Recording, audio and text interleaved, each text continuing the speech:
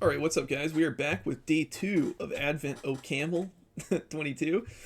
Now, as I was mentioning in the previous video, I wasn't really sure how to extend our configuration with Dune and everything to multiple executables.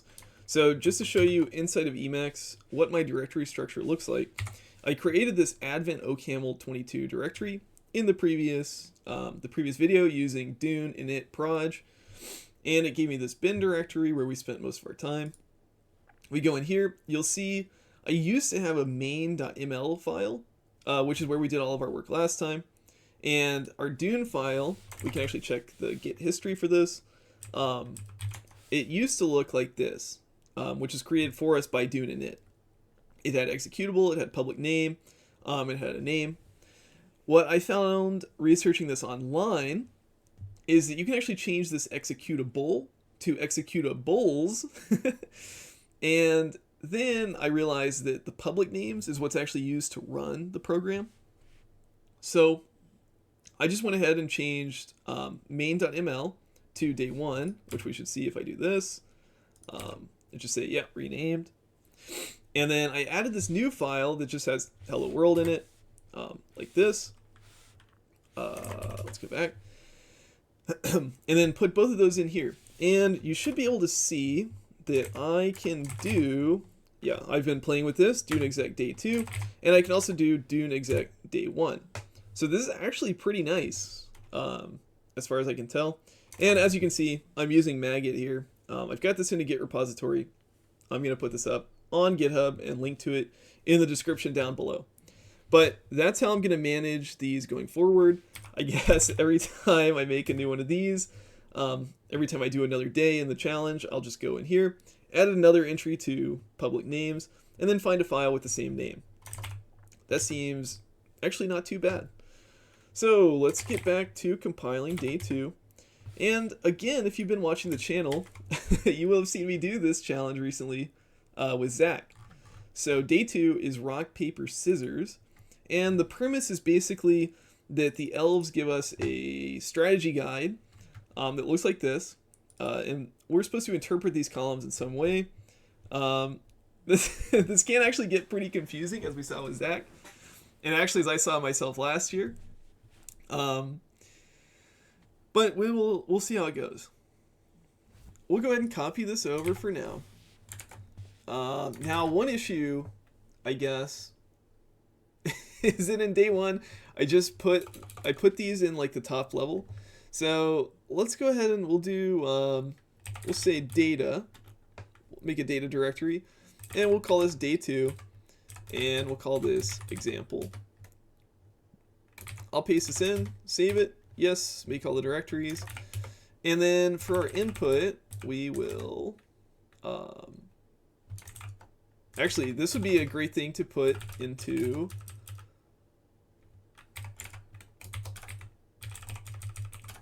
this would be a great thing to put in a library, this load file thing, but for now, we'll just keep copying and pasting it. So we'll load file name, and we'll do that in main for now. Load file, we'll do data slash day 2 slash example. And I think if we just do that, it should be okay. Oh, right. Well, we'll pipe it to parent inline. Just to see what it looks like. There we go. We got A, Y, B, X, C, Z. Fantastic. Now, we need to go look at the rules and figure out how to actually parse this.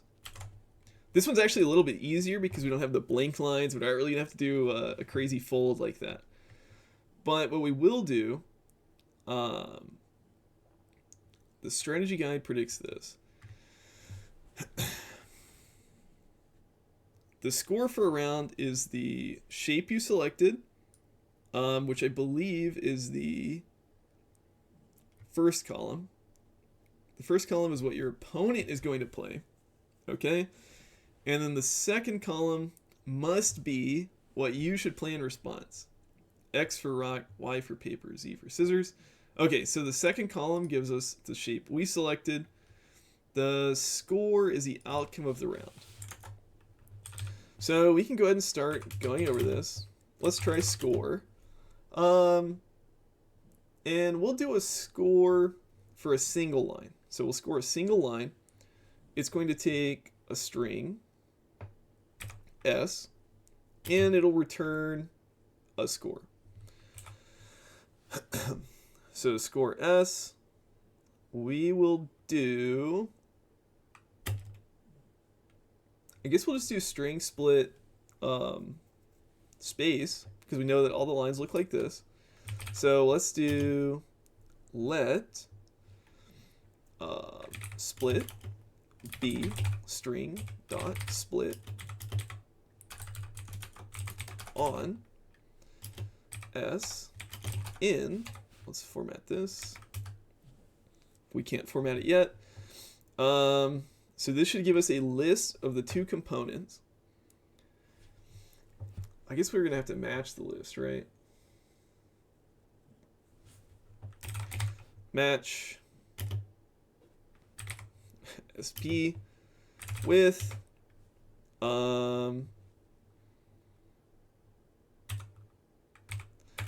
we should be able to do this. Ours. Oh wait, no, the first column is theirs. The second column is ours. Then we can do all of our work in here. I guess we'll just throw this for now. And I forgot this, of course. Otherwise, I guess we can just like raise something. I forget what is the value called? Invalid. Yeah. Invalid argument. Sure.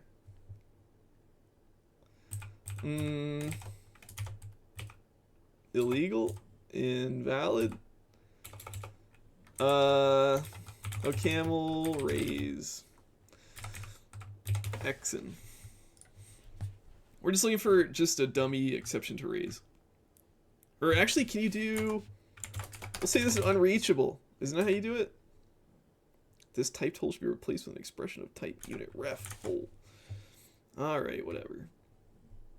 Predefined exception.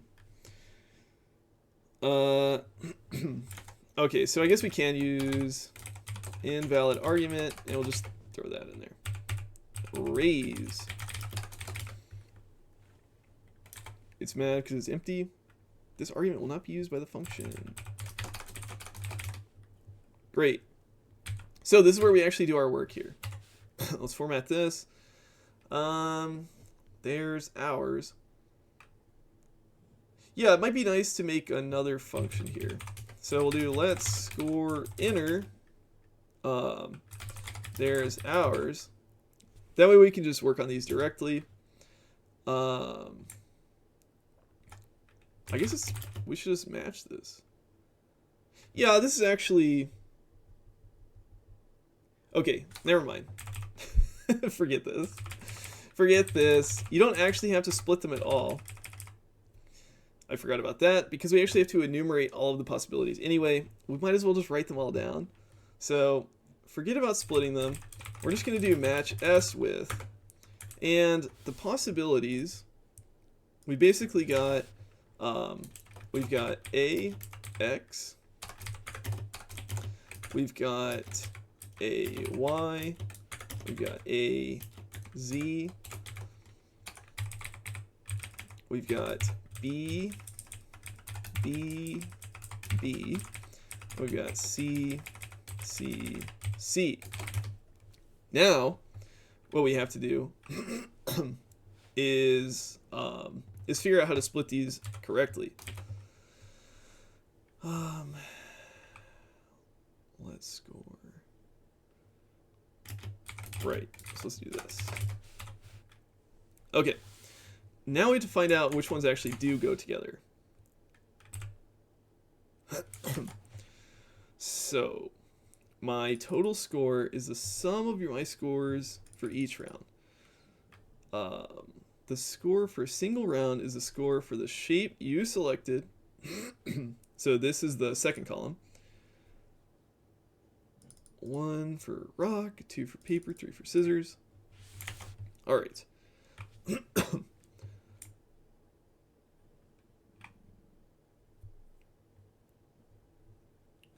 Yeah, I guess they are actually all separate, aren't they?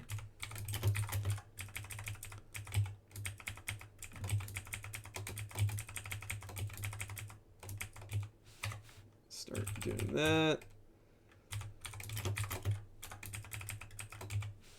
Okay, now they're all separate, and there should be 9 of these if we counted correctly.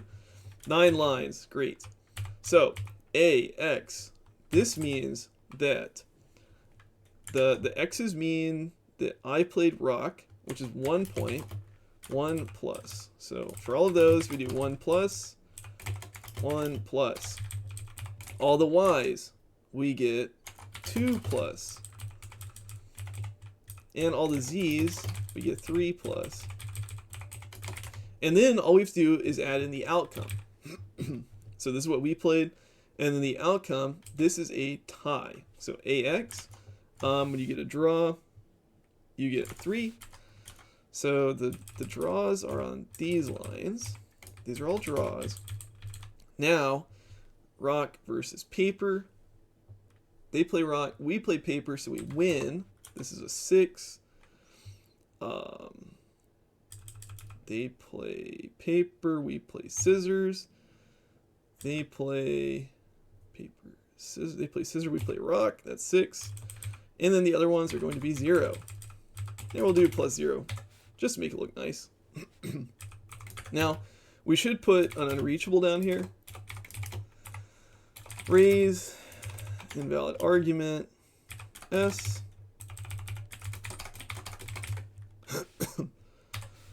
And that looks pretty good. So now, all we need to do is map this over. And what are we supposed to do? Print the total. What would be your total score if everything goes according to your strategy guide? So the answer in the example is supposed to be 15. Let's see if we get 15. So we'll do load example. Then we're going to map the score. List.map. F is score. Okay, we're mad about something. And then, yeah, we just have to add it up. So we'll do list.sum module int. F is fn.id. We just learned about this. This expression. And then we'll use printf.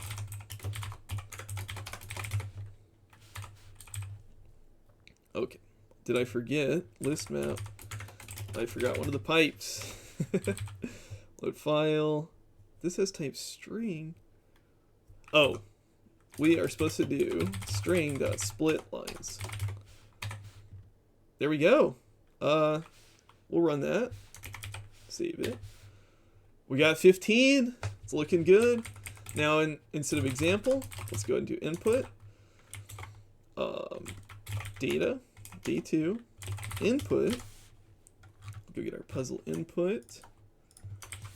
Copy this over. Paste it in. 11449. 11449. Looks like we got the right answer. There's part 1 down. Score. We'll call this score 1 for part 1. And then for part 2, we just have to reinterpret the actual scoring system. So we'll have score 2. It's going to be similar, but basically all the numbers are going to change. And I will go ahead and delete all of these before I get myself confused. So we go down to part 2. The second column is not actually what we're supposed to play. It's how the round needs to end. So now X means you need to lose. So the second column is now the outcome. So we can go ahead and write that down first. X is lose. So X means 0. X in the second column means 0. Y means draw. So Y means 3. And that means this is going to be 6.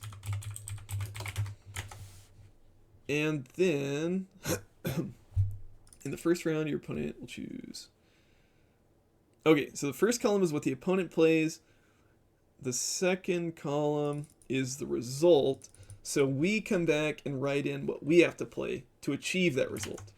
So if they play rock, well, let's do the draws first. They play rock and we get a draw. That means we had to play rock, which is a 1. If they play paper, I think this is how it goes, right? And then this is another draw. They play rock, paper, scissors. We play scissors. That's a 3. Okay, now we'll go for the losses. They play rock and we lose. That means we had to play paper. So this is rock, lose.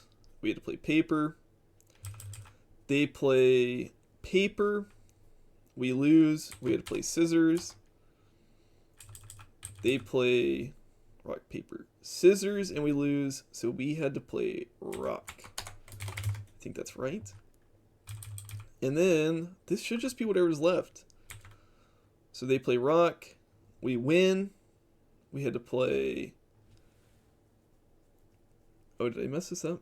Rock, paper, scissors. No, they play rock. We win. No. Uh-oh, I think I got something backwards. They play rock. We win. We had to play paper. So this should be 2, I think. This is rock and we lose. We played scissors. This is a 3. Okay, I got these backwards then. This is 1. This is 2. This is 2. This is 1. Let's see if that's right. Score 2. Unused value, score 1. Is it possible to ignore that? OCaml, ignore unused. Can I give it like an underscore or something? Not unused open.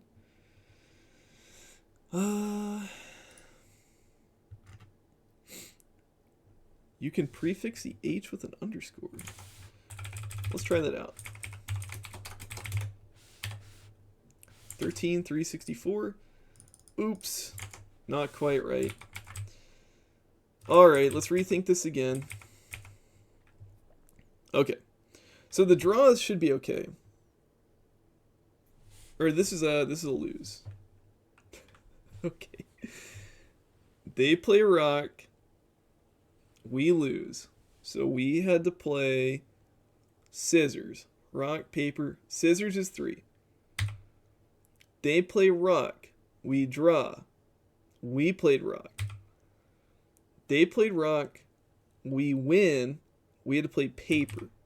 Rock, paper, scissors. Okay, so I think these 3 look good. Now, they play paper. We lose. We played rock.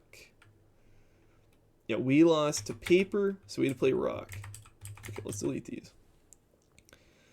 We drew rock, paper. We played paper. They played paper. We win. We played scissors. Is that enough to finish? 13,187. Boom! We got our stars. Have a nice day. And this, I think, we're showing here is basically the easiest way to do it. You don't bother with splitting. You don't do any of that stuff. You just write down all the cases as strings. And I think I actually showed this as an awk solution last year. Actually, I probably didn't show it, but I have it on my GitHub. You can go and check that out. But yeah, okay, we're kind of getting rolling with OCaml. This is actually a lot easier because we didn't have to deal with the empty new lines. So not too bad. I hope you guys enjoyed that. Let me know what you think. And, well, before I go, remember we've got memberships now for the channel. So check those out if you're interested. You can get early access to the videos. You can also get, emotes and loyalty badges. So check that out if you're interested. Other than that, thanks for watching, and I'll see you guys next time.